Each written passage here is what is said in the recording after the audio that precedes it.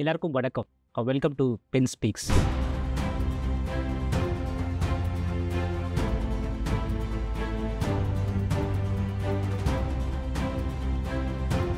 எங்கே பார்த்தாலும் புதிய சிந்தனைகள், புதிய விஷயங்களை முன்னெடுப்பது. இந்த நேரத்தில் இந்த புதிய சிந்தனைகளுக்கும் புதிய தொழில்களுக்கும் ஒரு பெரும் ஆற்றலாகவும் தமிழ்நாட்டிற்கு ஒரு பெரும் வழிகாட்டியாகவும் இருக்கிற ஒரு பெரும் ஆளுமையை தான் நம்ம இந்த எபிசோடில் சந்திக்க போகிறோம். அவர் வேறு யாரும் இல்லை, சிவராஜ் ராமநாதன் சார். சார் வணக்கம். வணக்கம். ஸோ ரொம்ப மகிழ்ச்சி உங்களை சந்திப்பதில். இந்த ஒரு குறுகிய காலகட்டத்தில் இந்த நேரம் கேட்கும்போது நீங்கள் எங்களுக்கு கொடுத்துருக்கீங்க. ரொம்ப எல்லாருக்குமே இந்த மாதிரி பெரும் ஆளுமைகளை பற்றி சிந்திக்கும் போது சார், எதனால் ஒரு விஷயத்தை முனைப்படுத்த அவங்க பெரும் ஆளுமையாக ஆகிறதுக்கு ஏதோ ஒரு திருப்பு முனை இருந்திருக்கும். இது எல்லாருக்குமே, சாமானியர்களுக்கு, எல்லா தலைமைகள்ட்டையுமே பெருசாக எதிர்பார்க்கிற ஒரு ஆவலாக இருக்கும். ஸோ உங்களுடைய ஒரு பயணத்தை பற்றி சொல்ல அப்படின்னு நம்ம ஆரம்பித்தோன்னா அது ரொம்ப மகிழ்ச்சியாக இருக்கும் சார். நன்றி.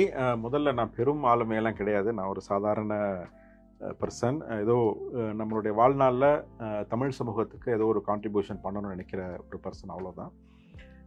Coming back to your question, நான் பேசிக்கலி ஒரு ஆண்டர்ப்ரனர். நான் இது வரைக்கும் எந்த நிறுவனத்துலேயும் நான் வேலை பார்த்தது கிடையாது. இதுதான் நான் ஃபஸ்ட்டு ஒரு வேலை அப்படின்னு ஒரு அரசு துறையில் நான் பார்க்குறேன். இதுக்கு முன்னாடி நான் கம்ப்ளீட்லி என்னோடய காலேஜ் முடித்த முதல் நாள்லேருந்து நான் ஒரு ஆண்டர்ப்ரனராக தான் இருந்திருக்கிறேன்.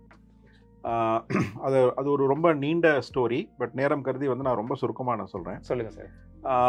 ஒரு கல்லூரி காலங்களில் நான் படிக்கும்போது நான் ரொம்ப சராசரியான, ரொம்ப வெட்கப்படக்கூடிய, ரொம்ப கூச்ச சுபாவம் இல்லை, ஒரு சாதாரண ஒரு வேலை கிடைச்சா போதும் அப்படின்னு நினச்ச ஒரு பர்சன் தான். என்னுடைய பேரண்ட்ஸ் எல்லாமே பெரிய தொழில் பின்புலமோ அந்த மாதிரிலாம் ஒன்றும் கிடையாது. சொந்த ஊர் மதுரை. அந்த நேரத்தில் நான் பிஎஸ்சி கெமிஸ்ட்ரி பண்ணிவிட்டு, அப்போது தான் ஐடி சொல்கிறது 91 அந்த காலகட்டம். ஐடி ஒரு சாஃப்ட்வேர் துறை ஒரு அறிமுகமான ஒரு காலகட்டம். அப்போ ஒரு ப்ரைவேட் இன்ஸ்டியூஷனில் ஒரு 1 இயர் டிப்ளமா பண்ணிவிட்டு ஐடி துறையில் ஏதாவது பண்ணலான்னா அப்போ அந்த டேட்டா என்ட்ரி ஒர்க்லாம் பேங்க்லேருந்து எடுத்து பண்ணுவாங்க. அது ஒரு இப்போ ரொம்ப சாதாரண வேலை. அப்போவும் அது சாதாரண வேலை தான்.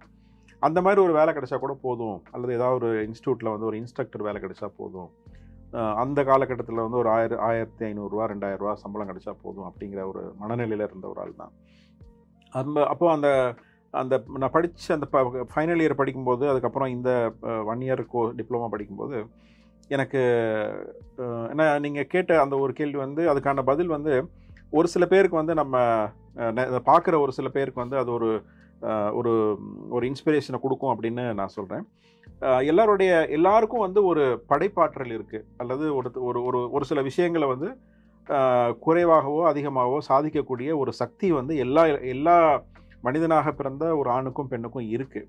ஆனால் நம்ம ஏதோ ஒரு இடத்துல நம்ம அதை நம்ம உணர்ந்துக்கிறதுல தான் பிரச்சனை இருக்குது. அது நம்மளுடைய சூழல் என்னென்னா, நம்ம இப்போ ஒரு வடிவேல் ஜோக் மாதிரி, நீ இதுக்கு லாய்க்கு இல்லை அப்படின்னு சொல்லி ஒரு படத்தில் சொல்லுவார் இல்லைங்களா? அந்த மாதிரி நமக்கு நாமளே அது சொல்லிக்கிறோம், அல்லது நம்ம சூழல் நம்மளை சொல்ல வைக்குது. நம்ம குடும்ப சூழல், நம்ம குடும்ப பொருளாதார பின்புலம், பெற்றோர்களுடைய எதிர்பார்ப்பு, இந்த மாதிரி பல விஷயங்கள் நம்மளுடைய உனக்கு இதுக்கு மேலே தேவையில்லை, அல்லது உன்னால் இதுக்கு மேலே முடியாது, நீ ஒரு சாதாரண வேலைக்கு போனால் போதும், அல்லது அதான் உன்னால் முடியும் அப்படின்னு நம்மளை அறியாமலே நமக்குள்ளே அந்த ஒரு எண்ணம் விதைக்கப்பட்டிருக்கு. அது யாராருக்கெல்லாம் கொஞ்சம் பிரேக் ஆகுதோ, அந்த பிரேக் ஆகிற அந்த ஒரு ஸ்பார்க் கிடைக்கிறது தான் பெரிய விஷயமா இருக்குது. மோட்டிவேஷன் சொல்கிறாங்க. மோட்டிவேஷனுங்கிறது சம்டைம்ஸ் நிறைய பேர் அந்த மோட்டிவேஷன் ஸ்பீச் கேட்டாலோ அல்லது ஒரு சில புத்தகங்கள் படித்தாலோ ஒரு ஷார்ட் ஸ்பேன் ஆஃப் டைமுக்கு அது இருக்கும். பட் அதிலிருந்து நாம் அடுத்த ஸ்டெப்புக்கு போகிறது தான் ரொம்ப முக்கியம். ஸ்பார்க் வேணும். ஆமாம், ஸ்பார்க் நிறைய பேர் கிடைக்கும், ஆனால் அடுத்த ஸ்டெப்புக்கு போகிற அந்த தைரியமும் கொஞ்சம் முக்கியம். எனக்கு அந்த மாதிரி நான் படித்து முடிச்சுட்டு அந்த ஒரு ஒரு அந்த அந்த எண்ட் பீரியட், அந்த கடைசி கோர்ஸ் முடிகிற காலகட்டத்தில் எங்கள் வீட்டுக்கு பக்கத்தில் ஒரு லைப்ரரி இருந்தது. அந்த லைப்ரரியில் ஒரு புத்தகம் எங்கள் அப்பா தான் லைப்ரரி போவார். அப்போ அவர் ஒரு புக் எடுத்துகிட்டு எனக்கு கொடுத்தார். அந்த புக்கோடைய பேர் எண்ணங்கள் அப்படின்னு ஒரு புக்கு. டாக்டர் MS உதயமூர்த்தி அப்படின்னு. இன்றைய தலைமுறைக்கு அவர் பெருசாக தெரியல. ஆனால் அந்த காலகட்டத்தில் அவர் நிறைய தமிழ்நாட்டு இளைஞர்களுக்கு ஒரு மாற்றத்தை உருவாக்கணும்னு சொல்லிட்டு பல புத்தகங்கள் எழுதியிருக்காரு. அதில் எண்ணங்கள்ங்கிறது ரொம்ப ரொம்ப ஒரு வெரி பாப்புலர் புத்தகம். அதன் அடிப்படையில் தான் அந்த காலகட்டத்தில் நடிகர் கமலஹாசன் கூட உன்னால் முடியும் தம்பின்னு ஒரு படம் எடுத்தார். அந்த உன்னால் முடியும் தம்பி அப்படிங்கிற படத்தில் வந்து அந்த அவருடைய கேரக்டர் பேர் வந்து உதயமூர்த்தி. ஓகே. ஸோ அவர் வந்து நிறைய பேருக்கு இன்ஸ்பிரேஷன். இப்போ இன்றைக்கி வந்து ஒரு 45-50 வயதுக்கு மேற்பட்ட ஒரு தொழில் முனைவோர்களில் நிறைய பேர் பார்த்தீங்கன்னா நீங்கள் அவரை பற்றி தெரிஞ்சிருப்பாங்க. அந்த புக் வந்து நம்ம என்ன நினைக்கிறோமோ அதை நடக்க முடியும், நம்மளுடைய எண்ணங்கள் தான் நம்மளுடைய வாழ்க்கையை நிர்ணயிக்குது, நம்மளால் முடியாது ஒன்றும் இல்லை அப்படின்னு ஒரு அது படிக்கணும் எல்லாருமே. அந்த புக் சின்ன புக்கு தான், அதை படித்தா ஒரு ஒரு ஒரு நல்ல ஒரு இன்சைட், ஒரு நல்ல ஒரு இன்ஸ்பிரேஷன் கிடைக்கும் அப்படின்னு நான் நம்புகிறேன். நிறைய பேருக்கு நான் அதை ரெக்கமெண்ட் பண்ணுறது உண்டு. அதுதான் என்னோட ஃபஸ்ட்டு வந்து நம்ம வந்து ஒரு சராசரி அந்த நான் சொன்ன மாதிரி ஒரு 1500 2000 வேலைக்கு பணம்ங்கிறது கிடையாது, ஒரு சராசரி வேலைக்கு போகணுங்கிறது நம்ம பர்சனாலிட்டி இல்லை. நாம் வந்து ஏதோ ஒரு விஷயத்தை சாதிக்க முடியும் அப்படின்னு சொல்லிட்டு அப்போது ஐடி ப்ராடக்ட்ஸோடைய ப்ராடக்ட்ஸை வந்து டிஸ்ட்ரிபியூட் பண்ணுற ஒரு கம்பெனி ஆரம்பித்தோம். ஒரு 10 வருஷம் அதை நடத்தி அதுக்கப்புறம் சாஃப்ட்வேர் ஃபீல்டில் போயிட்டு ஒரு ஒரு கம்பெனி வந்து ஒரு ப்ராடக்ட் பில்ட் பண்ணி அந்த ப்ராடக்ட் வந்து இன்னொரு பெரிய கம்பெனி வாங்கினாங்க. அப்போ எல்லாம் வந்து நான் சொல்கிறது அந்த 90s, லேட் 90s, ஏர்லி 2000 அந்த காலகட்டத்தில் சொல்கிறேன். அப்போல்லாம் வந்து இந்த ஸ்டார்ட் அப், ஒரு இன்னொரு கம்பெனி அக்வயர் பண்ணுறது, ஃபண்ட் ரைசிங், இதை பற்றியெல்லாம் இந்த மாதிரி வார்த்தைகள்லாம் தெரியாது. ஆனால் ஒரு இனோவேட்டிவ் ப்ராடக்ட் பண்ணோம். அதுக்கப்புறம் அந்த நிகழ்வுக்கு அப்புறம் அந்த ப்ராடக்ட்டை வந்து இன்னொரு கம்பெனிக்கு நாங்கள் கொடுத்ததுக்கப்புறம் இன்னும் 2 ப்ராடக்ட் பில்ட் பண்ணோம். ஒரு லோ கோட் ERP, இன்றைக்கி லோ கோட் நோ கோட்லாம் டெக்னாலஜி ஃபீல்டில் ரொம்ப பெருசாக பேசுகிறாங்க. அந்த காலத்திலே வந்து நாம் அதை ஒரு டீம் வச்சு அதை பில்ட் பண்ணோம். அது வந்து ஒரு மிகப்பெரிய ஃபெயிலியர். ஓகே. 2 ப்ராடக்ட் பில்ட் பண்ணோம், 2 ப்ராடக்ட்டும் மிகப்பெரிய ஃபெயிலியர். ஸ்டார்ட் அப் கம்பெனி என்னென்னலாம் பண்ணக்கூடாதோ, உதாரணத்துக்கு வந்து டைம் எஸ்டிமேஷன், ரிசோர்ஸ் எஸ்டிமேஷன், அது என்ன டெக்னாலஜி, நம்ம ஒரு சாஃப்ட்வேர் ப்ராடக்ட் என்ன டெக்னாலஜியில் நம்ம பண்ணுறோம், அதற்கான பீப்புள் இருக்கிறாங்களா இல்லையா, அதுக்கான ஃபண்டிங் இருக்குதா இல்லையா, இதெல்லாம் வந்து நம்ம வந்து ஒரு திட்டமிடல் இருக்குது பார்த்தீங்களா, அதை வந்து ரொம்ப ஒரு அதீத நம்பிக்கை அல்லது வந்து ஒரு சரியான திட்டமிடலே இல்லாமல் அதை பண்ணதுனால அது ஒரு அட்டர் ஃபெயிலியர். ஒரு வருஷத்தில் முடிக்கணும்னு நினச்சது வந்து கிட்டத்தட்ட 7-8 வருஷத்துக்கு மேலே ஆச்சு. ஒரு ஸ்டேஜில் வந்து கையில் இருந்த காசெல்லாம் கரையும் போது கிட்டத்தட்ட 2011-12 எனக்கு வந்து என்னென்னா இந்த கம்பெனி வந்து நானும் என்னோட இன்னொரு கோஃபவுண்டர் 2 பேருமே மார்க்கெட்டிங் பேக்ரவுண்ட்லேருந்து வந்தவங்க, 2 பேருமே டெக்னாலஜி பேக்ரவுண்ட் கிடையாது. பட் ஒரு டெக் டீமை வச்சு இதை பில்ட் பண்ணோம். அப்போது ஒரு ஸ்டேஜில் வந்து அவர் என்ன சொன்னார்னா, நமக்கு வந்து ஒரு ஐடி ட்ரேடிங், ஏன்னா அதுக்கு முன்னாடி நாங்கள் பண்ணிகிட்டு இருந்தது computer products, fax machines, mobile phones, Tally மாதிரியான சில சாஃப்ட்வேர்லாம் வந்து நாங்கள் டீலர்ஷிப் எடுத்து சவுத் தமிழ்நாட்டில் பண்ணிகிட்டு இருந்தோம். நமக்கு இதுதான் சரியாக வரும் போல் இருக்குது, ஏன்னா நம்ம எக்ஸ்பர்டைஸ் வந்து மார்க்கெட்டிங் தான், நம்ம ஒரு ப்ராடக்டை பில்ட் பண்ணி பண்ணுறது வந்து நமக்கு சரியாக வராது, அதனால் வேண்டாம் அப்படின்னாரு. அப்போது நான் என்ன யோசிச்சேன்னா, நமக்கான ஒரு பிராண்டை பில்ட் பண்ணலை அப்படின்னா அது வந்து ஆண்டர்பிரினர்ஷிப் கிடையாது. ட்ரேடிங் வந்து இன்னொரு கம்பெனிக்கு நீங்கள் விற்று கொடுக்குறீங்க ஒரு ஏரியாவில், அவ்வளோதான். இது வந்து ஒரு பெரிய இது கிடையாதுன்னு சொல்லிட்டு எனக்கு அதை பாத்தில் போக பிடிக்கல. பட் அவருக்கும் எனக்கு ஒரு நல்ல ஒரு புரிந்துணர்வு இருக்கனால, சரி நீ என்ன வேணாலும் பண்ண அப்படின்னு சொல்லிட்டு நான் பார்த்துக்கிறேன் அப்படின்னு சொல்லிட்டு அவர் இன்றைக்கி வரைக்கும் அந்த கம்பெனி நல்லா தான் போயிட்டுருக்கு. ஒரு 65 பேர் ஒர்க் பண்ணுறாங்க. ஆமாம். அப்போது அந்த டைமுக்கு அப்புறம் வந்து நான் என்ன ஒரு இன்ட்ரோஸ்பெக்ட் பண்ணும்போது ஒரு நல்ல மென்டர் எனக்கு கிடைச்சாரு. அவர் என்ன சொன்னார்னா, உங்களுடைய பர்சனாலிட்டி வந்து ஒரு வெல்த் கிரியேஷன் கம்பெனியை உருவாக்குறதுக்கான பர்சனாலிட்டி இல்லை, ஒரு சோஷியல் இம்பேக்ட் கிரியேட் பண்ணுறதுக்கான பர்சனாலிட்டி அப்படின்னு சொன்னார். அப்போது ஏதாவது அந்த மாதிரி ஒரு சோஷியல் ப்ராப்ளத்தை எடுத்து நீங்கள் ஒர்க் பண்ணிங்க அப்படின்னா ஒரு சாதனை படைக்கலாம் அல்லது ஒரு பெரிய அளவுக்கு போகலாம் அப்படின்னு சொல்லிட்டு. அப்போது நான் என்ன பார்த்தேன்னா, எனக்கு என்ன பிரச்சனை இருந்தது, மதுரை மாதிரி ஒரு இடத்துல ஒரு சாஃப்ட்வேர் ப்ராடக்டை வந்து என்னால் பில்ட் பண்ணுறது ரொம்ப கஷ்டமாக இருந்தது. ஒன்றும் ஒரு ரைட் கைண்ட் ஆஃப் மென்டர்ஸ் இல்லை, அதுக்கு பணம் தேவைப்படும் போது நம்ம அந்த ஃபண்டை ரைஸ் பண்ண முடியலை, ஒவ்வொன்றுக்கும் சென்னைக்கோ பெங்களூருக்கோ போக வேண்டியிருந்தது. அப்போ இந்த மாதிரியான ஒரு சூழலை வந்து நம்ம மதுரையில் உருவாக்க முடியுமா? அப்போ ஒரு சூழலை உருவாக்குறதுனா என்ன அப்படின்னா, இப்போ ஒரு யங்ஸ்டர் வந்து ஒரு ஸ்டார்ட் அப் கம்பெனி ஆரம்பிக்கணும்னா அவருக்கான வழிகாட்டியாகவும் அவருக்கு வேண்டிய ஒரு ஆரம்ப கட்ட பணத்தை கொடுக்கறதுக்கும் கொஞ்சம் அந்த எக்ஸ்பீரியன்ஸ் இருக்கவங்க, பணம் வச்சுருக்கவங்க ஒரு குரூப்பாக சேரணும், ஒரு பிளாட்ஃபார்மில் வரணும் அப்படின்னு. அந்த ஒரு அடிப்படையில் வந்து நேட்டிவ் லீட் அப்படிங்கிற ஒரு பிளாட்ஃபார்மை வந்து க்ரியேட் பண்ணேன். அது வந்து ரொம்ப எல்லோரும் அதை விரும்பினாங்க. நிறைய பெரிய பெரிய இண்டஸ்ட்ரியலிஸ்ட்லாம் அதில் மெம்பராக ஜாயின் பண்ணாங்க. அதுக்கப்புறம் அது குறிப்பாக வந்து மதுரையில் ஆரம்பிச்சதுனால இந்த 2ஆம் கட்ட நகரங்கள் அதுக்கான ஒரு பிளாட்ஃபார்மாக வந்தது. தென் சப்சிக்வெண்ட்லி வந்து பார்த்திங்கன்னா கோயம்புத்தூர், ஈரோடு, தூத்துக்குடி, திருச்சி, இந்த மாதிரி தமிழ்நாட்டில் கூட 7க்கும் மேற்பட்ட 2ஆம் 3ஆம் கட்ட நகரங்கள்லாம் அது ஒரு சாப்டர்ஸ் மாதிரி ஆரம்பித்தாங்க. அது ஒரு பியூர்லி ஒரு சோஷியல் இம்பேக்ட் வெஞ்சர். அதில் வந்து நாங்கள் அந்த ஒரு ஈகோசிஸ்டம் ஒர்க்கெல்லாம் நிறைய பண்ணோம். நிறைய ஆண்டர்பிரினர்ஸை மீட் பண்ணுறது, அவங்களோட ஐடியாஸை வேலிடேட் பண்ணுறது, அதுக்கப்புறம் அதுலேருந்து இன்னொரு பிரிவு ஒன்று நேட்டிவ் ஏஞ்சல்ஸ் நெட்வொர்க்னு ஒரு இன்வெஸ்ட்மெண்ட் நெட்வொர்க் ஆரம்பித்தோம். அதன் மூலமாக அந்த இன்வெஸ்ட்மெண்ட் தேவைப்படக்கூடிய ஆண்டர்பிரினர்ஸ்க்கு ஒரு நெட்வொர்க்காக இந்த ஹை நெட்வொர்க் இண்டிவிஜுவல்ஸ் எல்லாம் திரட்டி அதை இன்வெஸ்ட் பண்ணோம். ஸோ அந்த அடிப்படையில் தான் இந்த ஒரு 2021 நம்ம இந்த அரசாங்கம் வரும்போது இந்த ஸ்டார்ட் அப் மிஷனை உருவாக்கியிருந்தாங்க. இதற்கான ஒரு பர்சனாக வந்து இந்த அனுபவம் மிக்க, அதாவது ஸ்டார்ட் அப் உலகத்தில் ஒரு கம்பெனியை உருவாக்கி அதில் ஒர்க் பண்ணி அதில் வெற்றி தோல்வி அடைஞ்சு இன்வெஸ்ட்மெண்ட் ஸ்பேஸில் இருந்து மென்டர்ஷிப்பு அந்த மாதிரி அந்த ஒரு லாங் இயர்ஸ் ஆஃப் எக்ஸ்பீரியன்ஸ் இருக்க ஒரு ஆள் இதை நடத்தினா நல்லது அப்படிங்கிற ஒரு முடிவு எடுக்கும்போது அந்த வாய்ப்பு எனக்கு கிடைச்சிது. ஸோ இதுதான் என்னுடைய ஒரு சுருக்கமான ஜர்னி நான் இங்கே வந்து சேர்ந்ததுக்கு. இப்போ இந்த அனுபவத்தின் மூலமாக தான் வந்து இந்த கட்டமைப்பு வந்து ஏற்பட்டிருக்கு. அந்த கட்டமைப்பில் வந்து உங்களுடைய பங்களிப்பு இன்னும் கொஞ்சம் அதிகமாகவே இருக்குது சார். இப்போ இங்கே வரும்போது, இந்த அலுவலகத்துக்குள்ள வரும்போது கூட நாங்கள் ஒன்று பார்த்தோம், இந்த புத்தொழில் கனவு அப்படின்னு. ஸோ இந்த புத்தொழில் கனவு மூலயமாக இந்த ஸ்டார்ட் அப் தமிழ்நாட்டுடைய முக்கியமான என்ன சொல்கிறதுனா ஒரு ஸ்பெசிஃபிக் யூனிக் காம்போனன்ட்ஸ்ன்னு இருப்பாங்களே சார். இப்போ ஆல்ரெடி உங்கள் அனுபவத்து மூலமாக தான் இந்த இடத்துக்கு தளம் வந்து ஏற்பட்டிருக்கு. பட் உங்களுடைய இந்த புத்தொழில் கனவு சார்ந்த விஷயங்களில் முன்னெடுப்புகளில் ஒரு specific unique components of start up தமிழ்நாடுனா என்னென்னலாம் உங்களால் சொல்ல முடியும் சார்? ஸோ ஒன்று வந்து இந்த அரசு வந்து எதிர்காலத்துக்கான பல்வேறு திட்டங்களை வந்து தீட்டிகிட்டு இருக்காங்க. அதை செம்மையாகவும் செயல்படுத்துகிறாங்க. அதில் ஒன்று வந்து கல்வி சார்ந்த பொருளாதார வளர்ச்சி அப்படிங்கிறது நம்ம மாண்புமிகு முதல்வர்களின் ஒரு ரொம்ப ஸ்ட்ராங்கான ஒரு ஒரு ஒரு கொள்கையாகவே இருக்குது. ஸோ அந்த மாதிரி பார்க்கும்போது இப்போது எல்லாருக்கும் தெரிஞ்ச ஒரு விஷயந்தான், தொழில்துறை அப்படிங்கிறது வந்து மாறிக்கிட்டே இருக்குது. மாற்றம் ஒன்றே மாறாததுன்னு சொல்லுவாங்க. அந்த மாதிரி வந்து பார்த்திங்கன்னா நம்ம அந்த conventional way of doing business, இந்த பாரம்பரியமாக காலகாலமாக செஞ்சுக்கிட்டு வரக்கூடிய அந்த அதே மாதிரி மெத்தடில் வந்து நம்ம வந்து எப்போவுமே செய்ய முடியாது. ஏன்னா கடந்த ஒரு 70-75 ஆண்டுகளாக இருக்கிறது 1950க்கு அப்புறம் வந்து தொழில்நுட்பத்தின் வளர்ச்சி, இந்த டெக்னாலஜிக்கல் அட்வான்ஸ்மெண்ட் வந்து நம்ம நினச்சி பார்க்க முடியாத அளவுக்கு, மனிதகுல வரலாற்றிலே இதுவரை இல்லாத அளவுக்கு ஒரு மிகப்பெரிய வளர்ச்சி, பல்வேறு தொழில்நுட்பங்கள் எல்லாம் வந்தது. ஸோ தொழில்நுட்பங்கள் வந்து நம்மளுடைய வாழ்க்கையை புரட்டி போடுது. நம்ம ஒவ்வொரு செயல்பாடு அல்லது ஒவ்வொரு பிஸ்னஸ் ஆப்ரேஷன்ஸ் எல்லா இடத்துலையுமே, அது எல்லா துறைகள்லையுமே, மருத்துவத்துறை முதற்கொண்டு விவசாயத்துறை வரை எல்லா துறைகள்லையுமே வந்து பார்த்திங்கன்னா இந்த பல்வேறு தொழில்நுட்பங்களின் தாக்கம் வந்து உங்களுக்கு வந்து ரொம்ப அதிகமாகவே இருக்குது.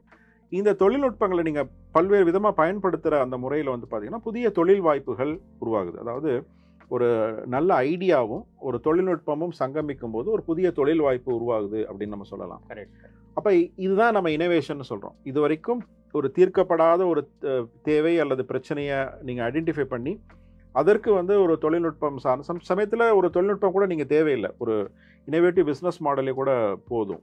ஸோ அந்த மாதிரி வந்து அந்த இனோவேஷனை வந்து நீங்கள் வந்து இம்ப்ளிமெண்ட் பண்ணும்போது ஒரு புது தொழில் வாய்ப்பு கிடைக்குது. ஸோ இதுதான் அந்த இனோவேஷன் ட்ரிவன் பிஸ்னஸ் மாடல்ஸ் நம்ம சொல்கிறோம், சரிங்களா? அந்த புத்தாக்கத்தின் அடிப்படையிலான புதிய தொழில் வாய்ப்புகள், இதுதான் எதிர்கால தொழில்துறை. அப்போது ஸ்டார்ட் அப்புங்கிறது வந்து ஏதோ ஒரு தனி துறை கிடையாது, அல்லது வெறும் டெக்னாலஜியை மட்டும் யூஸ் பண்ணுற ஒரு துறை கிடையாது.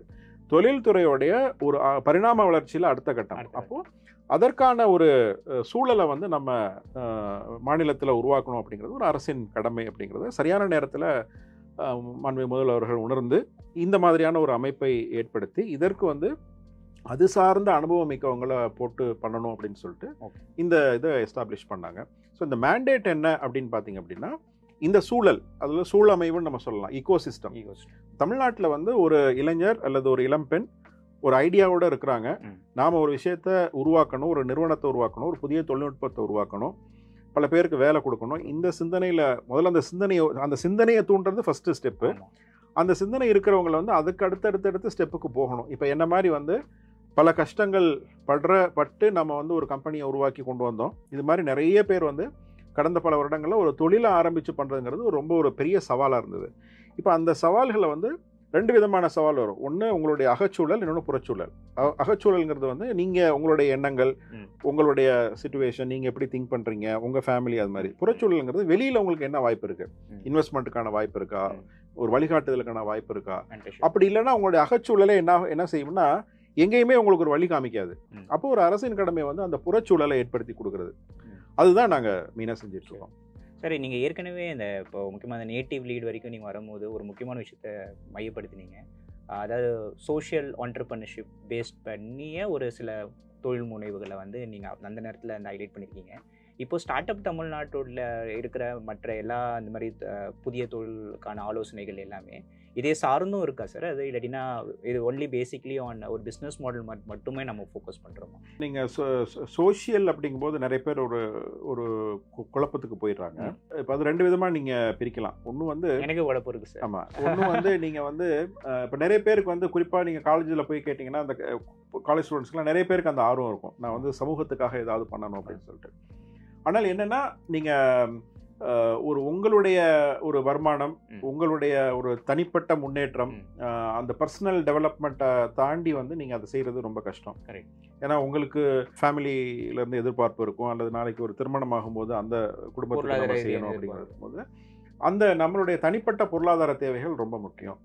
அப்போது என்ன அப்படின்னா சோஷியல் இதில் வந்து இப்போ என்ஜிஓ, ஒரு நான் கவர்மெண்ட் ஆர்கனைசேஷன் அல்லது தொண்டு நிறுவனம்னு சொல்கிறோம் பார்த்தீங்களா, இது ஒரு வழி. இங்கே வந்து என்னென்னா நீங்கள் வந்து உங்களுக்கான பண தேவை வந்து நீங்கள் யார்கிட்டையாவது வாங்குவீங்க, சிஎஸ்ஆர் அந்த மாதிரி ஒரு யார் மூலமாக வாங்கிட்டு நீங்கள் வந்து ஒரு இப்போ கஷ்டப்படுற குழந்தைங்களுக்கு படிப்பு சொல்லித்தரதோ அல்லது கைவிடப்பட்ட நோயாளிகளுக்கு சேவை செய்யறதோ, இந்த மாதிரி பல்வேறு சேவைகள் இருக்குது. இது ஒரு தனிப்பட்ட இது. நிறைய பேர் வந்து அந்த சோஷியல் என்டர்பிரினர்ஷிப் அப்படிங்கிறது வேற, இது சோஷியல் சர்வீஸுங்கிறது வேற. இப்போ இந்த மாதிரி ஒரு தனிநபராகவோ அல்லது வந்து ஒரு தொண்டு நிறுவனம் மூலமாகவோ ஆர்கனைஸ்டாவோ நீங்கள் பண்ணுறது வந்து சோஷியல் சர்வீஸ்னு வச்சுக்கோங்களேன். சோஷியல் என்டர்பிரினர்ஷிப் என்ன அப்படின்னா இது ஒரு ஃபார் ப்ராஃபிட் நிறுவனம். நீங்கள் வந்து ஒரு லாப நோக்கம் உள்ள ஒரு நிறுவனத்தை உருவாக்கி, ஆனால் அந்த நிறுவனத்தில் நீங்கள் செய்யக்கூடிய வேலை எப்படி இருக்கும்னா, அல்லது இந்த ஆண்டர்பிரினரோட மைண்ட் செட் எப்படி இருக்கணும் அல்லது இருக்கும் அப்படின்னா, எனக்கு வந்து அந்த கம்பெனி ஃபர்ஸ்ட் சஸ்டெயின் ஆகணும். நீங்கள் அதுக்காக எங்கேயும் போய் நம்ம டொனேஷன் கேட்கக்கூடாது. அந்த கம்பெனி வந்து சஸ்டெயின் ஆகணும், செல்ஃப் சஸ்டெயினபிளாக இருக்கணும்.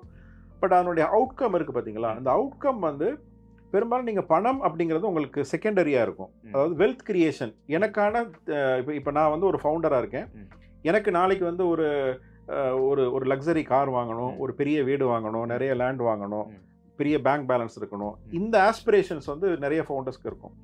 ஸோ சோஷியல் ஆண்டர்பிரினர்ஷிப்பில் இருக்க ஆண்டர்பிரினர்ஸ்க்கு வந்து அந்த ஆஸ்பிரேஷன்ஸ் வந்து ஒரு எனக்கான தேவைகள் பூர்த்தியானால் போதும், கண்டென்ட்மெண்ட்னு சொல்லுவோம்ல, அந்த கண்டென்ட்மெண்ட் வந்து எனக்கு போதும், என்னுடைய தேவைகளுக்கு இருந்தால் போதும் அப்படிங்கிற ஒரு நியாயமான இது இருக்கும். அதிக லாபம் இல்லை அப்படின்னு மாதிரி. ஆமாம், அதிக லாபம்னு சொல்கிறத விட எனக்கு அதாவது தனிப்பட்ட அந்த வெல்த் கிரியேஷன் எனக்கு வேணாம்.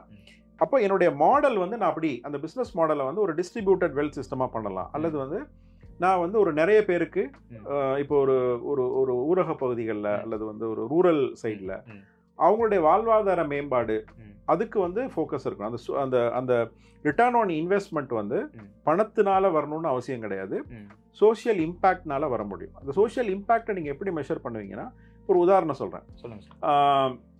இப்போ வந்து இது மதுரை பக்கத்தில் ஒரு நிறுவனம் இருக்குது. அந்த நிறுவனம் என்ன பண்ணுறாங்க அப்படின்னா, ஒரு கிராமத்தில் கொஞ்சம் அங்கே வந்து விவசாயமெல்லாம் சரியாக இல்லை. அங்கே உள்ள பெண்களுக்கு வந்து இந்த நம்ம இப்போ இந்த கர்டன் அல்லது டேபிள் இதெல்லாம் இருக்கு இல்லைங்களா, இப்போ நம்ம அந்த 5 ஸ்டார் ஹோட்டல்லாம் அந்த டேபிள் கிளாத்ஸ் எல்லாம் போடுவாங்க. அது மாதிரி இந்த ஆர்னமெண்டல் அந்த இதெல்லாம் இது பண்ணுவாங்க. அந்த ஹோம் ஃபர்னிஷிங்ஸ்னு சொல்லுவாங்க. அந்த ஹோம் ஃபர்னிஷிங்ஸை வந்து நிறைய புது டிசைன்ஸ் இருக்குது. இது வந்து இன்டர்நேஷ்னல் மார்க்கெட்டில் பெரிய ஐக்கியா மாதிரியான நிறுவனங்கள்லாம் வந்து இதை பெரிய அளவில் மார்க்கெட் பண்ணுறாங்க, நல்லா க்ரியேட்டிவாக பண்ணுறாங்க. ஸோ இந்த டிசைனை வந்து இவங்க வந்து அந்த பெண்களுக்கு கற்றுக் கொடுக்குறாங்க. கற்றுக் கொடுத்து அவங்கள வச்சு அவங்க வந்து அந்த ப்ராடக்டை வாங்குறாங்க. ஸோ ஒரு மாதத்துக்கு வந்து ஒரு 500 ரூபா 1000 ரூபா சம்பாதிக்கிறதுக்கே கஷ்டப்பட்டுட்டு இருக்க அந்த பெண்கள் வந்து இன்றைக்கி வந்து ஒரு 10,000 ரூபா 12,000 ரூபா அவங்க வந்து அவங்களுக்கு வந்து ஒரு சம்பளமாக அவங்க கொடுக்குறாங்க. சில பேருக்கு வந்து நீங்கள் இத்தனை பொருள் பண்ணி கொடுத்தீங்கன்னா அதுக்கேற்ற மாதிரியான இதுவும் கொடுக்குறாங்க. இப்போ இவங்க என்ன பண்ணுறாங்கன்னா, இந்த ப்ராடக்டை வந்து இவங்க டிசைன் கொடுக்குறாங்க, குவாலிட்டி செக் பண்ணுறாங்க, பயிற்சி கொடுக்குறாங்க. இதை எடுத்து அவங்க வந்து ஓவர்சீஸ் கண்ட்ரீஸ்க்கு எக்ஸ்போர்ட் பண்ணுறாங்க. ஸோ அவங்களுக்கும் ஒரு லாபம் கிடைக்குது. ஆனால் இந்த லாபம் வந்து பார்த்தீங்க அப்படின்னா பெரும்பாலும் இவங்களுக்கு வந்து போகுது. இங்கே வந்து ஒரு அதிகப்படியான ஒரு இதை ஷேர் அவங்க கொடுக்குறாங்க. இப்போ இதே வந்து இந்த பெண்களுக்கு வந்து நீங்கள் ஆல்ரெடி வந்து நீங்கள் 1000 ரூபா தான் வாங்கிட்டு இருந்தீங்க, நான் ஒரு 500 ரூபா கூட கொடுக்குறேன் அப்படிங்கிற மாதிரி இல்லாமல் அவங்களுக்கு வந்து ஒரு டீசென்ட் ரெவன்யூ கொடுக்கும். அப்போ இவங்களோட நோக்கம் என்ன இருக்குன்னா, அவங்களுக்கும் பணம் பண்ணணுன்ற ஆசை இருக்குது, அந்த கம்பெனியும் சஸ்டெயின் பண்ண ஆசை இருக்குது. பட் இந்த ப்ரையாரிட்டி பார்த்தீங்கன்னா, ஃபஸ்ட்டு ப்ரையாரிட்டி வந்து இந்த ஒரு 300 பெண்களுடைய வாழ்வாதாரத்தை நான் உயர்த்துறேன் மேம்படுத்துறோம் அப்படின்னு. ஏன்னா அதை சொல்லி தான் அவங்க வந்து அங்கே ஆர்டரே வாங்குறாங்க. ஓகே இப்போ ஐக்கிய மாதிரி நிறுவனங்கள் அதெல்லாம் டெஸ்ட்டும் பண்ணுறாங்க. ஓகே இவங்க வந்து நான் 300 பேருக்கு வாழ்வாதாரத்தை இம்ப்ரூவ் பண்ணுறேன்னு சொல்கிறாங்க. அது உண்மையிலே பண்ணுறாங்கன்னா அவங்கெல்லாம் வந்து பார்க்குறாங்கலாம் நான் கேள்விப்படுறேன். ஸோ இது மாதிரியான பிஸ்னஸ் மாடல்ஸ் தான் சோஷியல் என்டர்பிரைஸ் நம்ம சொல்லுவோம். சார் இப்போது இப்போ இருக்க காலகட்டத்தில் பார்த்தீங்கன்னா சார், இப்போது கிட்டத்தட்ட நம்ம தமிழகம் வந்து இந்தியாவிலே வந்து செகண்ட் லார்ஜஸ்ட் எக்கானமி. அது சார்ந்து பார்த்தீங்கன்னா நம்மளுடைய இந்த 8.8% ஜிடிபிக்கு வந்து நாட்டுக்கு வந்து நம்மளுடைய சப்போர்ட் இருக்குது. அதில் முக்கியமாக பார்த்தீங்கன்னா சார், இப்போ ஒரு 55% பார்த்தீங்கன்னா சேவை சார்ந்த துறைகள் இருக்குது. அதை தொடர்ந்து பார்த்தீங்கன்னா ஒரு 33% பார்த்தீங்கன்னா இந்த உற்பத்தி சார்ந்த துறைகள் இருக்குது. அப்புறம் கடைநிலையில் வந்து விவசாயம் சார்ந்த தொழில்கள் இப்படின்னு இருக்குது. ஸோ இந்த மாதிரி தான் கேட்டகரைசேஷன் ஃபார் தி ஜிடிபிக்குன்னு இருக்குது. ஸோ இப்போ நீங்கள் ஸ்டார்ட் அப்புக்கான ஒரு விஷனரியாக பார்க்கும்போது தமிழ்நாட்டுக்கு இன்னும் ஒரு இப்போ 2025 ஒரு 2050 அந்த டைமில் இந்த ஆண்டுகளுக்குள்ளார இன்னும் என்னென்ன மாதிரி துறைகள் வந்து அந்த மாதிரி துறைகளுக்கு வந்து புதிய சிந்தனைகள் வந்து புதிய தொழில் தொடங்கப்பட்ட நம்மளுடைய பொருளாதாரத்துக்கும் அது வலு சேர்க்கும். அதே போல் அதை சார்ந்து இப்போ நீங்கள் சொன்ன மாதிரி அந்த சஸ்டைனபிலிட்டி ஸ்கேலபிலிட்டின்ற 2 கான்செப்ட் இருக்குல்ல சார். ஸோ அந்த மாதிரி இதுக்கும் எப்படி இது வளர்ச்சி அடையணும்னு உங்களுடைய சிந்தனைகள் இருந்ததுன்னா பெரும் இதை பார்த்து கொண்டிருக்க நிறைய இளைஞர்களுக்கு பெரும் ஒரு வழிகாட்டியாக இருக்கும் சார். நீ இப்போ நம்ம ஒரு ஒரு ஒரு ப்ராட் பேஸ்டாக வந்து நம்ம சேவைத்துறைன்னு சொல்கிறோம். சேவைத்துறைகளுக்குள்ளே பல்வேறு பிரிவுகள் இருக்குது. அது மாதிரி மேனுஃபேக்சரிங்கில் பல்வேறு பிரிவுகள் இருக்குது. அக்ரிகல்ச்சர் இந்த மாதிரி இருக்குது. நீங்கள் ஒரு ஸ்டார்ட் அப் அப்படின்னு சொல்லும்போது எந்த துறையில் வேணாலும் அது வரலாம். இந்த 3 நீங்கள் சொன்ன 3 பிரிவுகளுக்குள்ளே உள்ள நிறைய சப்டிவிஷன்ஸ் இருக்கும். அது எங்கே வேணாலும் அது வரலாம். ஸோ அகெயின் வந்து ஒரு ஸ்டார்ட் அப் நிறுவனம் அப்படின்னு நம்ம சொல்லும்போது அந்தந்த துறைகளில் ஒரு புதிய அணுகுமுறையை அல்லது வந்து ஒரு அந்தந்த துறைகளில் இருக்கக்கூடிய ஒரு புதிய பிரச்சனையை எடுத்து அதுக்கான தீர்வோ அல்லது ஏற்கனவே ஒரு தீர்வு இருக்குது அதுக்கு ஒரு பெட்டரான மேபி ஒரு காஸ்ட்டு எஃபிஷியன்சி அல்லது ஒரு டைம் டிலேஸே ஒரு ஒரு ஃபுட் ப்ராசஸ்னே எடுத்துக்கோங்களேன். ஒரு பேக்கேஜிங் பண்ணுறாங்க. இப்போது அந்த பேக்கேஜிங் பண்ணும்போது 1 மணி நேரத்துக்கு வந்து ஒரு 50 பேக் தான் பண்ண முடியுது அப்படின்னா அதே காஸ்ட்டில் அதே எஃபிஷியன்சியில் நீங்கள் வந்து 1 மணி நேரத்தில் வந்து 200 பேக்குக்கு பண்ணுறதுக்கு மாதிரி ஒரு டெக்னாலஜியோ ஒரு ப்ராசஸ் இனோவேஷன் பண்ணி அது ஒரு இனோவேஷன் தான். ஸோ அந்த மாதிரி வந்து பல்வேறு இனோவேஷன்ஸ் வந்து நம்ம வந்து இதில் வந்து நம்ம கொண்டு வரோம். ஸோ அப்படி பார்க்கும்போது நாம் எங்கே வேணாலும் அது நடக்கலாம். சரிங்களா? இப்போ நீங்கள் கேட்ட கேள்வியை பொறுத்தவரையில் நம்ம எப்படியான துறைகள் இருக்கும் அப்படின்னா ஒன்று நிறைய இப்போ பொதுவாகவே வந்து இந்த அனலிட்டிக்ஸில் அதாவது ஃபியூச்சர் பற்றி அனலைஸ் பண்ணுறவங்க ப்ரெடிக்ட் பண்ணுறவங்க இந்த மாதிரி டேட்டா அனலிட்டிக்ஸ்ங்கிறது எல்லா துறையிலையும் பண்ணலாம். நம்ம ஓரளவு இப்போ இருக்கிற ட்ரெண்டை வச்சு பாஸ்ட் டேட்டா கரண்ட் ட்ரெண்டு இதை வச்சு ஃப்யூச்சரில் வந்து என்ன மாதிரியான துறைகள் வளரலாம் அப்படின்னு பார்க்கும்போது இப்போது உதாரணத்துக்கு வந்து இப்போ மேனுஃபேக்சரிங்கில் அட்வான்ஸ் மேனுஃபேக்சரிங் இப்போ இண்டஸ்ட்ரி 1.0 2.0 3.0 இப்போ 4.0 நம்ம இருக்கிறோம். ஸோ இதுக்கு ஒரு படிநிலை இருக்குது. நம்ம அதுக்குள்ளே ரொம்ப ஆழமாக போக வேணாம். என்ன 1.0னா என்ன 2.0னா என்ன அது ஒரு கேள்வி இருக்குது சார். ஸோ அப்போ இப்போ வந்து நம்ம வந்து 4.0 இப்போ அடுத்து 5.0ன்னு சொல்கிறாங்க. ஸோ இப்போ நம்ம வந்து மேனுஃபேக்சரிங் துறையில் கொஞ்சம் பாரம்பரியமாகவே வந்து நம்ம தமிழ்நாடு வந்து ஒரு ஸ்ட்ராங்கான ஒரு பொசிஷனில் இருக்குது. பொதுவாக நீங்கள் ஆட்டோமொபைல் துறை எடுத்துட்டிங்கன்னா அது நம்ம வந்து ஐ மீன் டெட்ராய்ட் ஆஃப் ஏஷியான்னு சொல்லுவாங்க. அந்த மாதிரி வந்து நமக்கு வந்து ஒரு பெருமை இருக்குது. அது மாதிரி வந்து இப்போ அதனுடைய ஆட்டோமொபைலில் வந்து ஒரு அடுத்த கட்ட வளர்ச்சின்னு சொல்லக்கூடிய எலக்ட்ரிக் வெஹிக்கிள்ஸ் இவிஸ். ஸோ இவிஸோடைய மார்க்கெட்டும் வந்து நம்ம வந்து நிறைய நம்ம பண்ணிகிட்ருக்கோம். ஓசூர் சென்னை எல்லாம் வந்து ஒரு கோயம்புத்தூர் எல்லாமே ஒரு பெரிய ஹப்ஸாக வந்துட்டுருக்கு. ஸோ இந்த மாதிரி வந்து அந்த மாதிரியான சில துறைகள்.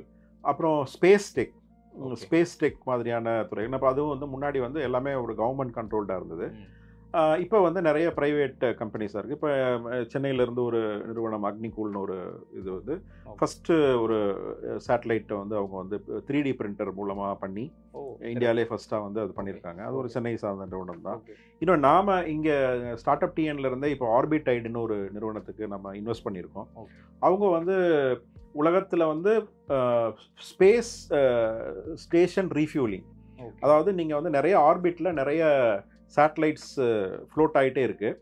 அதுக்கு ஒரு டைம் ஸ்பேன் இருக்கும். அந்த எனர்ஜி வரும்போது அது வந்து என்னன்னா அங்கே ஒரு ஆகாய குப்பைன்னு சொல்கிறாங்க. அந்த மாதிரி வந்து ஒரு ஸ்பேஸ் டெப்ரி ஆயிடுது.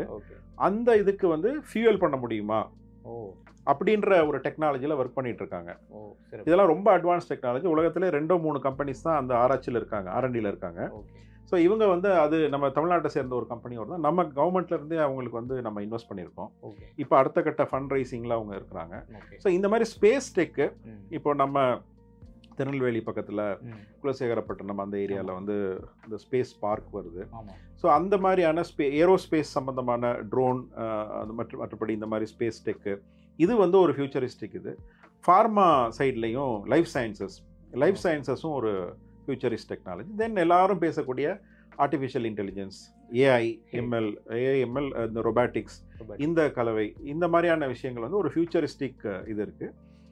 அதே நேரத்தில் வந்து இப்போ ஏஐ வந்து உங்களுக்கு எல்லா துறையிலையும் நீங்கள் அப்ளை பண்ணுறக்கூடிய வாய்ப்பு இருக்குது. சே ஒரு அக்ரி மிஷினரியில் கூட வந்து நீங்கள் பண்ணக்கூடிய வாய்ப்பு இருக்குது. அது மாதிரி அக்ரி டெக்கு. ஸோ இந்த மாதிரி வந்து நீங்கள் இந்த துறை அப்படின்னு சொல்லிட்டு நம்ம பிரித்து பார்க்க முடியாது. பட் இன்றைக்கி ட்ரெண்டில் நான் சொன்ன மாதிரி இந்த ஏஐ, இந்த எம்எல் அந்த மாதிரியான விஷயங்கள், ஸ்பேஸ் டெக் மாதிரியான விஷயங்கள், மேனுஃபேக்சரிங்கில் அடுத்த கட்டம், அப்புறம் வழக்கம் போல் இந்த இன்னும் சாஃப்ட்வேர் சார்ந்த துறைகள், இன்னும் இப்போ அக்ரிடெக் சார்ந்த துறைகள், அது மாதிரி இப்போ நான் சொன்ன இப்போ இந்த மதுரையில் ஒரு சொன்னேன் பார்த்தீங்களா, சோஷியல் இம்பேக்ட். இந்த சோஷியல் இம்பேக்ட் கூட ஒரு சரியான ஒரு இதுதான். இன்னும் ஒரு பெரிய ஒரு துறைன்னு சொல்ல போனால் இப்போ ஏஐஎம்எல் இந்த மாதிரியான விஷயம். ஏஐஎம்எல்ங்கிறது வந்து ஒரு டெக்னாலஜி, சரிங்களா? இது எந்த துறையில் வேணாலும் நீங்கள் அப்ளை ஆக முடியும். பட் நம்ம அது ஒரு தனியாக பார்க்குறோன்னா அந்த பொட்டென்ஷியலுக்கு ஈக்குவலண்ட்டாக வந்து உங்களுக்கு வந்து இந்த கிளைமேட் ஆக்ஷனுக்காக ஒர்க் பண்ணக்கூடிய இது, அதாவது நம்ம காலநிலை மாற்றம் வருதுங்களா, இதற்கான எனர்ஜியில் ஒர்க் பண்ணுறாங்க, வேஸ்ட் மேனேஜ்மெண்ட்டில் ஒர்க் பண்ணுறாங்க. இது வந்து ஒரு மிகப்பெரிய துறையாக வருது. ஏன்னா இன்றைக்கி நம்ம ஃபேஸ் பண்ணக்கூடியனா ஸ்டார்ட் அப் அப்படின்னாலே ஒரு பிரச்சனைக்கான ஒரு தீர்வு தான் இல்லைங்களா? அப்படிங்கும்போது இன்றைக்கி மிகப்பெரிய பிரச்சனை என்ன? கிளைமேட் ப்ராப்ளம் தான். கிளைமேட் சேஞ்ச் தான் மிகப்பெரிய ப்ராப்ளம். ஸோ கிளைமேட் சேஞ்சுக்கு வந்து என்னென்னலாம் சொல்யூஷன்ஸ் வருதோ அங்கே ஏஐ பயன்படுத்துகிறாங்க, ரொபாட்டிக்ஸ் கூட பயன்படுத்தலாம், அது எப்படி வேணாலும் நம்ம அந்த டெக்னாலஜிஸை பயன்படுத்தலாம். பட் ஏஎம்எல்லோடைய மற்ற அப்ளிகேஷன்ஸே ஃபார் எக்ஸாம்பிள் இப்போ ChatGPT மாதிரியான அந்த மாதிரி அப்ளிகேஷன் சைடு ஒரு சைடில் இருந்ததுன்னா இந்த கிளைமேட் ஆக்ஷனுக்கான வாய்ப்பு வந்து மிகப்பெரிய வாய்ப்பு இருக்குது. சிறப்பு சார். இது ஆக்சுவலாக ரொம்ப ரொம்ப உபயோகமான ஒரு கருத்து. ஏன்னா அப்படின்னா இந்த டிமாண்ட் சப்ளைன்ற ஒரு கான்செப்ட் இருக்குல்ல சார். ஸோ இப்போ இந்த கேள்வியை வந்து முன்வைத்தது எப்படின்னா, உங்களை மாதிரி வந்து ஒரு விஷனரி வந்து இப்போ இந்த நெக்ஸ்ட் ஒரு 25 இயர்ஸ்க்கு வந்து என்ன மாதிரி டிமாண்ட் ஆர் சப்ளை ஈக்குவேஷன்ஸ் இருக்குன்றது இப்போ இந்த டிஸ்கஷன் மூலம் நிறைய பேர் ஸ்பேஸ் டெக் பற்றி நீங்கள் சொன்னீங்க. ஸோ நாங்கள் இது மாதிரி நிறைய பேர் அதை பற்றி யோசிக்க மாட்டாங்க. மேலும் இந்த முக்கியமாக நம்மளோட கல்வி சூழலையும் சரி, அடிப்படை பள்ளிக்கூட கல்வியிலேருந்து கல்லூரி காலங்கள் கூட இந்த மாதிரி இன்ஃபர்மேஷன்ஸை வந்து கொண்டு போய் சேர்க்கறது ஒரு பெரும் உதவியாக இருக்கும்னு நான் நினைக்கிறேன் sir. So thank you so much. இன்னொன்று சார், இப்போ அடுத்த கட்டமாக இந்த தமிழ்நாடு ஸ்டார்ட் அப்கான இந்த பாலிசிஸ் வந்து நாங்கள் செய்தியெல்லாம் பார்த்தோம் 2023. ஸோ அதுக்காக ஒரு ஏதாவது ஃபியூ காம்பனன்ட்ஸ், இம்பார்ட்டன்ட் காம்பனன்ட்ஸ் அதில் அப்படி எங்கள்கிட்ட பகிர்ந்து முடியுமா சார்? இல்லை, இது பாலிசிங்கிறது என்னென்னா, நான் ஏற்கனவே சொன்ன மாதிரி நம்ம ஸ்டார்ட் அப் டிஎனோட மேண்டேட் அல்லது நோக்கம் வந்து ஒரு நல்ல சூழமைவு, நல்ல ஈகோ சிஸ்டத்தை க்ரியேட் பண்ணுறது தான். அப்போ அந்த ஈகோ சிஸ்டம் அப்படிங்கும்போது அதில் பல்வேறு காம்பனன்ட்ஸ் இருக்குது. இப்போ இங்கே இதிலே பார்த்திங்க அப்படின்னா ஒரு 7 பிரிவாக அதை நம்ம பிரித்து அந்த ஒவ்வொரு பிரிவுக்கு கீழேயும் பல்வேறு திட்டங்கள் அல்லது வந்து ப்ரோக்ராம்ஸை வந்து நம்ம வந்து போடுறோம். இப்போ ஃபார் எக்ஸாம்பிள் வந்து ஸ்டார்ட் அப் லிட்ரஸி.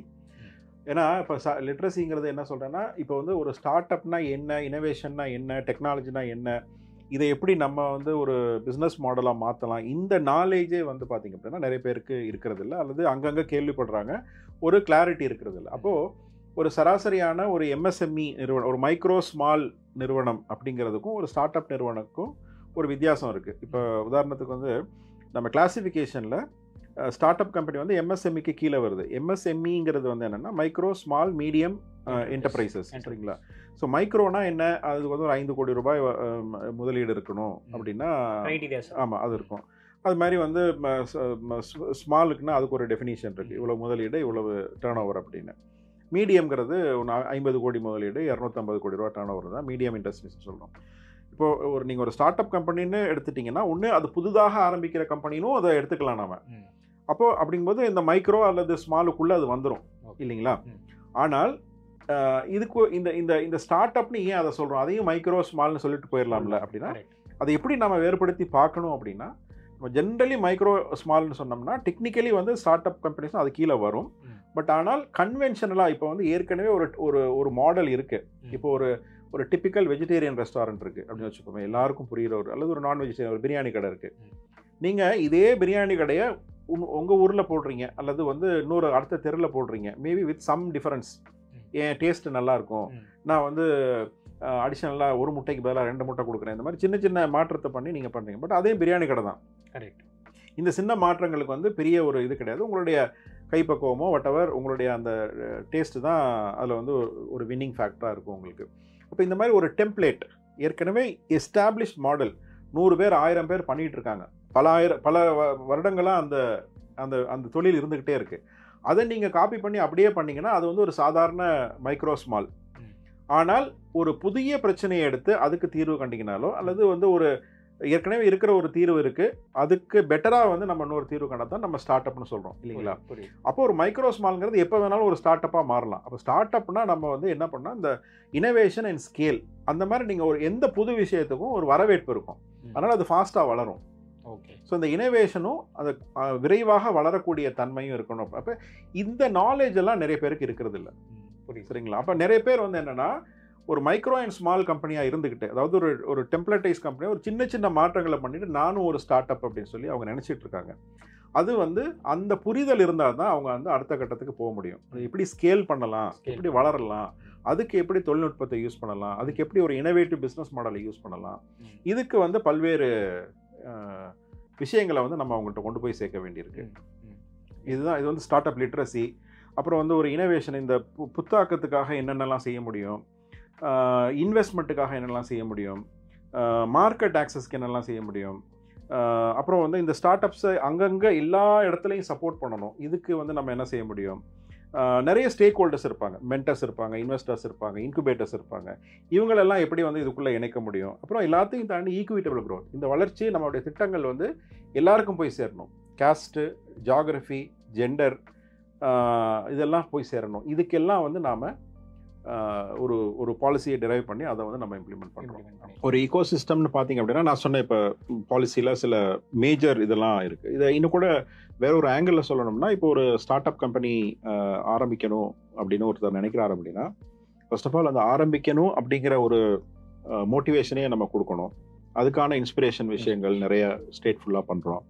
அதுக்கப்புறம் இப்போ நீங்கள் ஒரு யங்ஸ்டருங்கிறத நான் வயசில் சொல்லலை, சிந்தனையில்.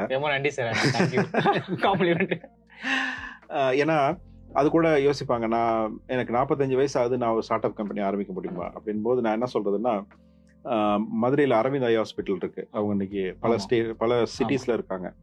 அதை அந்த நிறுவனர் ஆரம்பிக்கும் போது அவருக்கு வந்து 59 வயது. ஒரு டாக்டர் ரிட்டையர்மெண்ட்டுக்கு அப்புறம் தான் அந்த நிறுவனத்தை ஆரம்பிக்கிறாரு.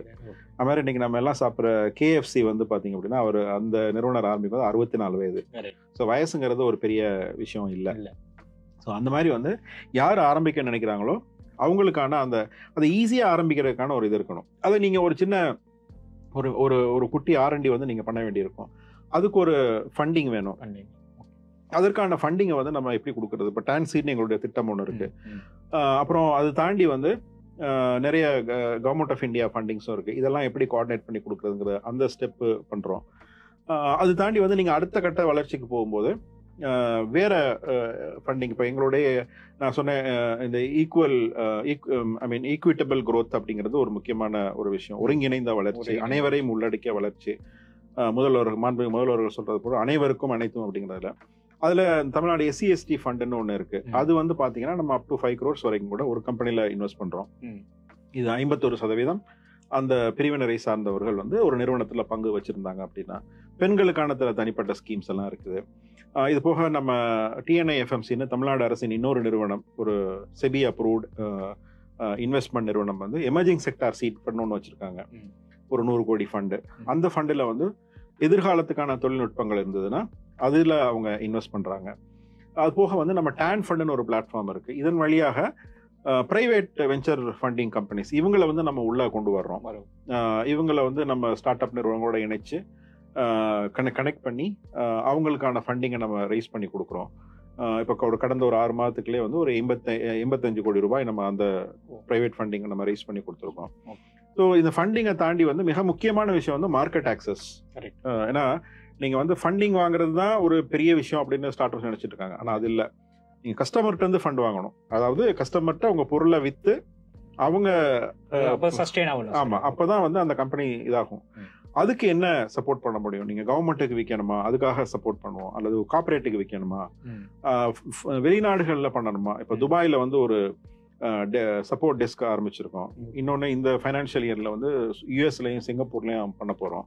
இன்னும் பல்வேறு பொட்டென்ஷியலான கண்ட்ரீஸில் வந்து எப்படி வந்து ஒரு தமிழ்நாட்டை சேர்ந்த ஒரு ஸ்டார்ட் அப் கம்பெனி வந்து அந்த ஊரில் மார்க்கெட் எக்ஸ்பேண்ட் பண்ணுறதுக்கு, அங்கே ஃபண்ட் ரைஸ் பண்ணுறதுக்கு, இந்த மாதிரியான விஷயங்களுக்கெல்லாம் ஹெல்ப் பண்ணுறோம். இதை தாண்டி வந்து ஒரு பாலிசி இன்டர்வென்ஷன், எப்படி வந்து புது பாலிசிஸ், புதிய திட்டங்கள், குறைகளை வந்து எப்படி கேப்ஸ் எப்படி ஃபில் பண்ணுறது, இந்த விஷயங்களெல்லாம் நம்ம வந்து பண்ணிகிட்ருக்கோம். சரி, இந்த உரையாடல் நீங்கள் சொன்னீங்க, தமிழக முதல்வர் சொன்ன மாதிரி இந்த எல்லாருக்கும் எல்லாம்ன்றதுல வந்து அந்த இன்க்ளூசிவ் அப்ரோச்சையும் வந்து ஸ்டார்ட் அப் தமிழ்நாடு வந்து முன்னெடுத்து பண்ணுறீங்க. அப்படி இந்த ரீசெண்டாக வந்து இந்த Periyar social justice venture lab அப்படின்ற ஒரு விஷயத்த நீங்கள் துணை முதல்வர் வந்து இனாகுரேட் பண்ணார் உங்களுடைய சிந்தனை மூலமாக.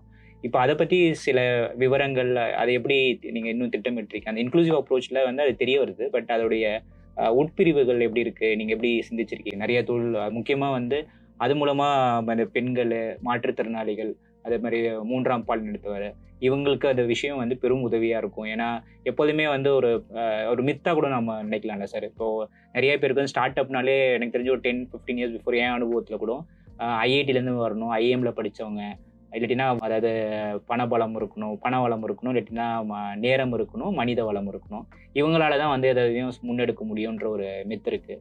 ஐ திங்க் எனக்கு அது ஒரு பெரும் ஒரு இதுவாகவே நான் பார்க்குறேன். ஸ்டார்ட் அப் தமிழ்நாடுடைய இந்த Periyar social justice venture lab ஒரு பெரும் கனவை வந்து இந்த மாதிரி சாமானியர்களும் அதை கிராமப்புறத்துலேருந்து ஒருத்தர் வந்து கூட முக்கியமாக வந்து சமூக வாய்ப்பை வந்து இந்த கனவு புத்தொழிலுக்கான ஒரு கனவு திறந்திருக்கீங்க. உங்களுடைய திட்டத்தோடைய கொஞ்சம் நுணுக்கங்களை வந்து சொன்னீங்கன்னா அந்த மக்களுக்கும் இதை பார்த்து கொண்டிருக்கும் பெரும் பயனுள்ளதாக இருக்கும் சார். கண்டிப்பாக. இப்போ நம்ம தமிழ்நாடு எடுத்துட்டிங்கன்னா நம்ம வந்து இந்த திராவிட மாடல் அப்படின்னு சொல்கிறது வந்து வேற ஒன்றும் இல்லை. அது அரசியலை தாண்டி வந்து இந்த அனைவருக்கும் அனைத்தும் அப்படிங்கிற ஃபிலாசபி தான். அப்போது இது வந்து பல்வேறு தளங்களில், பல்வேறு துறைகளில் நாம் வந்து இதை நிறைய திட்டங்கள் வந்து நம்ம வந்து அதில் அறிமுகப்படுத்தி இருக்கிறாங்க. நம்மளுடைய முதல்வர் அவர்கள் பண்ணியிருக்கிறாங்க. அனைவருக்கும் அனைத்தும் அப்படிங்கிற அந்த ஒரு கொள்கையை ஒட்டி வந்து இந்த மாதிரியான புது யுக தொழில்கள், அதாவது ஸ்டார்ட் அப் தொழில்கள்லையும் கூட வந்து நாம் அதை வந்து நம்ம உள்ளே கொண்டு வர முடியுமா அப்படின்னு நம்ம அந்த டிராவிடியன் மாடல் அப்படின்னு சொல்லக்கூடிய அந்த இன்ஸ்பிரேஷனில் யோசிச்சது தான் அந்த Periyar social justice venture lab. Super. இதில் வந்து ஒரு 2 மேஜராக ஆப்ரேஷனலாக 2 பிரிவாக பார்க்குறோம். ஒன்று வந்து இப்போ நம்ம ஏற்கனவே வந்து வருடம் வந்து ஒரு 50 கோடி ரூபாய் நம்ம வந்து இந்த SC/ST பிரிவினருக்கான ஒரு ஸ்டார்ட் அப் ஃபண்டு நம்ம வச்சுருக்கோம். இதில் இன்வெஸ்ட் இப்போ இதில் வந்து நம்ம எப்படின்னா அந்த நிறுவனங்களை வந்து எப்படி ஐடென்டிஃபை பண்ணி அவங்கள வந்து எப்படி வந்து முதல்ல ஒரு இன்வெஸ்ட்மெண்ட் வாங்குறதுக்கு தகுதி வாய்ந்தவர்களா எப்படி உருவாக்குறது. இது கிராண்ட் கிடையாது, இது வந்து உதவித்தொகை கிடையாது, மானியம் கிடையாது, இது வந்து ஈக்விட்டி ஃபண்ட். கவர்மெண்ட் வந்து அவங்களோட இதில் ஒரு பங்குதாரராக போகிறோம். அப்படிங்கும்போது அவங்கள வந்து ஒரு தரமான வந்து ஒரு பங்கு முதலீட்டை வாங்கி அந்த ஒரு தயார் நிலைக்கு கொண்டு வரணும். அப்புறம் இன்வெஸ்ட் பண்ணதுக்கு அப்புறம் வந்து நம்ம என்ன பண்ணணும்னா அவங்களுடைய பல்வேறு ஒரு நிறுவனத்துக்கான ஒரு பல்வேறு அம்சங்கள் இருக்கும். உதாரணத்துக்கு ஒரு financial discipline, finance management and அக்கௌண்ட்ஸில் இருந்து சேல்ஸ் அண்ட் மார்க்கெட்டிங், ஸ்ட்ராட்டஜி, அதுக்கப்புறம் வந்து HR management, next round of fund raising, இந்த மாதிரி வந்து ஒரு நிறுவனத்துக்கு தேவையான அத்தனை அம்சங்களையும் வந்து நாம் வந்து தொடர்ந்து வந்து ஹேண்ட்ஓல் பண்ணுறோம். சாதாரணமாக பயிற்சி கொடுக்கறது இல்லை. இதுக்காகவே வந்து நாம் வந்து ஒரு முறையான டெண்டர் மூலமாக ஒரு ப்ரொஃபஷனல் ஏஜென்சியை அப்பாயிண்ட் பண்ணி அவங்க வந்து ஒரு ப்ராஜெக்ட் மேனேஜ்மெண்ட்னு சொல்லுவாங்க, ஒரு பெரிய டீமையே இங்கே வந்து உட்கார வச்சு இவங்களுக்கு வந்து ஒரு 1 இயர் வந்து ஒரு காம்ப்ரிஹென்சிவா சப்போர்ட் பண்றாங்க. கிட்டத்தட்ட இவங்க வந்து அவங்களுடைய ஒரு பங்குதாரர் மாதிரியே உள்ள போயிட்டு அவங்களுக்கு வந்து நிறைய எல்லாத்துலயுமே அவங்களுக்கு ஹெல்ப் பண்றாங்க. கம்ப்ளைண்ட்ஸ் மேனேஜ்மெண்ட்ல இருந்து குறிப்பா சேல்ஸ் அண்ட் மார்க்கெட்டிங்ல இருந்து எல்லாமே பண்றாங்க. இதன் மூலமா இவங்களுடைய தோல்வி வந்து நம்ம வந்து குறைக்கிறோம். அடுத்த கட்ட வளர்ச்சிக்கு வந்து நம்ம இது பண்றோம், அவங்களை எக்யூப் பண்றோம். இதுவும் பெரியார் சோஷியல் ஜஸ்டிஸ் வெஞ்சர் லேப்ல. இந்த வெஞ்சர் லேப்னா என்ன பேர்னா ஒரு சாதாரண பயிற்சிகளை தாண்டி இப்போ வந்து இன்குபேஷன் சென்டர், ஆக்சலரேட்டர் இதெல்லாம் சொல்லுவாங்க. இன்ஸ்டிடியூஷன்ல இருக்குது. இதுக்கெல்லாம் ஒரு வேற வேற அர்த்தங்கள் உண்டு. வெஞ்சர் லேபுங்கிறதோட எது என்னன்னா, நீங்க வந்து வெறும் பயிற்சிகளை தாண்டி ஒரு கன்சல்டேஷனை தாண்டி வந்து நீங்க அவங்களுடைய பங்குதாரர் மாதிரியே வந்து நீங்க உள்ள போய் வேலை பார்க்கறது. ஸோ ஒரு டீப் என்கேஜ்மெண்ட், அந்த மாதிரி ஒரு விஷயங்கள் வந்து இப்போ தமிழ்நாட்டில் வந்து பிரைவேட் என்டிட்டிஸ் கூட இன்னும் தொடங்கலை. முதல்வரையாக நம்ம தமிழ்நாடு அரசுல இருந்து இந்த வெஞ்சர் லேப்ங்கிற ஒரு மாடல் வந்து நம்ம தான் பண்ணியிருக்கிறோம். ஸோ இந்த நிறுவனங்களுக்கு அது பண்ணுறோம். ஒன்று, இது ஒரு பகுதி. இன்னொரு பகுதி வந்து நீங்கள் ஒரு சில பிரிவினருக்கும் இப்போ எப்படி வந்து நம்ம அந்த SC/ST ஃபண்ட், நாங்கள் ஏற்கனவே அந்த ஒரு ஃபண்ட் இருக்கிறதுனால அவங்களுக்கு நம்ம சப்போர்ட் பண்ணோம். இன்னொரு இன்டர்வென்ஷன் இந்த பெரியார் சோஷியல் ஜஸ்டிஸ் வெஞ்சர் லேப்ல பண்றது ஒரு சில துறைகள், அது சமூக நலம் சார்ந்த துறைகள். ஒன்று வந்து இந்த ஒரு வளர்ச்சி குறைந்த அல்லது வந்து வருமானம் குறைந்த பிரிவினர், அதாவது ஒரு குறிப்பாக கிராமப்புறங்கள்ல இருக்கிறவங்க, இவங்களுக்கான வாழ்வாதாரத்தை மேம்படுத்துற மாதிரி நீங்க ஒரு நிறுவனத்தை உருவாக்குறீங்க அப்படின்னா, அதை நான் கூட ஒரு உதாரணம் சொன்னேன், சோஷியல் என்டர்பிரைஸ். அந்த மாதிரி வந்து சோஷியல் இம்பாக்ட்ல ஒர்க் பண்றவங்க, கிளைமேட் ஆக்ஷன்ல ஒர்க் பண்றவங்க, இந்த மாதிரியான நிறுவனங்களுக்கும் இதுல வந்து நம்ம வந்து இந்த ஹேண்ட் ஹோல்டிங்க்கு இது கொடுக்குறோம். இதை தாண்டி வந்து நாம எப்படி வந்து இந்த gender inclusivity, cost inclusivity, geographical inclusivity இதெல்லாம் பேசுறோமோ, அதே மாதிரி வந்து இந்த மூன்றாம் பாலினத்தவர் இவங்களை வந்து நம்ம பொதுவா வந்து இந்த மாதிரியான ஒரு ஸ்பேஸ்ல நம்ம யோசிச்சு பார்க்கறதே இல்லை. கரெக்டுங்களா? 5 பேர் நம்ம வந்து இப்படி ஒரு ஆண்டர்பிரனரா, ஒரு ஸ்டார்ட் அப் ஃபவுண்டரா மாத்தினாலே ஒரு மிகப்பெரிய ஒரு இன்ஸ்பிரேஷனை வந்து அது கொடுக்கும் மற்றவங்களுக்கு. அப்ப அவங்களுடைய டிக்னிட்டி வந்து மேம்படும். நிறைய பேர் வந்து இந்த மாதிரி ஏன் நம்ம பண்ணக்கூடாதுன்னு யோசிப்பாங்க. கொஞ்சம் கொஞ்சமா அந்த மனநிலை மாறும். அப்புறம் வந்து மாற்றுத்திறனாளிகள், அவங்களுக்குமே வந்து அவங்களுடைய லிமிடேஷன்ஸ் வந்து வெறும் ஏதோ ஒரு கருணையின் அடிப்படையில தான் நமக்கு ஒரு வேலை கிடைக்கும் அப்படிங்கிற ஒரு மனநிலை வந்து நம்மளாலும் பண்ண முடியும் அப்படின்னு பார்க்கும்போது இது ஒரு சேலஞ்சிங்காக தான் இருந்தது. ஸோ இந்த மாதிரியான வாய்ப்பு குறைஞ்ச அந்த மார்ஜினலைஸ்ட் கம்யூனிட்டிஸ் அல்லது ஒரு தேவையான செக்டர்ஸ், இந்த ரெண்டையுமே உள்ளடக்கி அந்த நிறுவனங்களை வளர்த்தெடுப்பது தான் இந்த Periyar social justice venture lab. ஏன்னா சோஷியல் ஜஸ்டிஸ் சொல்லும்போது நம்ம எப்படி புரிஞ்சுக்கிறோம்னா, அது வெறும் அந்த காஸ்ட் டிஃபரன்ஸுக்கான ஒரு கான்செப்ட்னு நினைக்கிறோம். அப்படி கிடையாது. இது வந்து ஈக்குவாலிட்டிக்கான ஒரு இதுதான். ஒரு ஸ்டார்ட் அப் ஒரு தொழில் முனைவராக இருக்கணும் அப்படின்னா அவர்களுக்கு நம்ம சிவராஜ் சார் சொல்ற ஒரு 3 விஷயங்கள் அப்படின்னா என்ன சொல்வீங்க சார்? எனக்கு அறிவுரை சொல்றது அவ்வளவு ஒப்புதல் இல்லாத ஒரு விஷயம். ஆனால் ஒரு சில வழிமுறைகளை வந்து நம்ம கடைபிடிக்கணும்னு நான் நினைக்கிறேன். என்னன்னா, ஒரு பெரினியல் கியூரியாசிட்டி, ஒரு கட்டற்ற தேடல் எல்லா விஷயத்துக்குமே. ஏன்னா அது வந்து இன்னைக்கு வந்து ஒரு தொழில் பண்றது வந்து ஒரு ஆழமான ஒரு விஷயம், நிறைய நாலேஜ் வேணும். 2வது வந்து அந்த ஃபோக்கஸ் பண்ணி ஒரு விஷயத்துல பண்றது. 3வது வந்து மனநிலையை வந்து தொடர்ந்து உருவாக்கிக்கிறது. இது வந்து இருந்தாதான் இன்னைக்கு வந்து சர்வை பண்ண முடியும் அப்படிங்கிறது என்னோட நம்பிக்கை. Super sir. சார் கடைசியா ஒரு வேர்ட் ஸ்பிரிண்ட் மாதிரி சார், ஒரு வார்த்தை சொல்லுவோம், உடனடியாக உங்களுக்கு தோன்ற ஒரு விஷயம் மட்டும் நீங்க அப்படி சொல்லுங்க சார். இனோவேஷன் அப்படின்னா நீங்க ஒரு 2 வார்த்தையில என்ன சார் சொல்லுவீங்க? மகாத்மா காந்தி. இன்வெஸ்ட்மெண்ட் சார் ஒரு வார்த்தையில சொல்லணுமா? சொல்லுங்க சார். நம்ம அந்த இன்வெஸ்ட்மெண்ட் வந்து நமக்கு அதில் லாபம் வரணும். பட் அதே நேரத்தில் வந்து அது வந்து நம்ம இந்த பீப்புள், பிளானட் அண்ட் ப்ராஃபிட்னு சொல்லுவோம். இன்னைக்கு இருக்கிறதுல வந்து நம்ம பண்ணக்கூடிய இன்வெஸ்ட்மெண்ட் வந்து எந்த மக்களையும் பாதிக்கக்கூடாது, பிளானட்டையும் பாதிக்கக்கூடாது, அதே தாண்டி வந்து ப்ராஃபிட் வரணும். ஸோ இந்த ஃபிலாசபி இருக்கணும்னு நான் நினைப்பேன். அடுத்த கட்டமும் அதை வச்சு சார், ஸோ ஒரு பிஸ்னஸ் லாஸ் அப்படின்னா நீங்கள் உடனே எதை சொல்லுவீங்க? ஒரு ஜேர்னியில் வந்து ஒரு விழறது வந்து ஒரு பிரச்சனை இல்லை, அந்த இழறது தான் முக்கியம். அது ஒரு தொடர்ந்த பயணம், அதை தாண்டி போகணும். ஸோ லாஸ் வந்து ஒரு டெம்பரரி செட்பேக், அவ்வளோதான். பிஸ்னஸ் ப்ராஃபிட்னா sir something to be handled with maturity. Fantastic sir.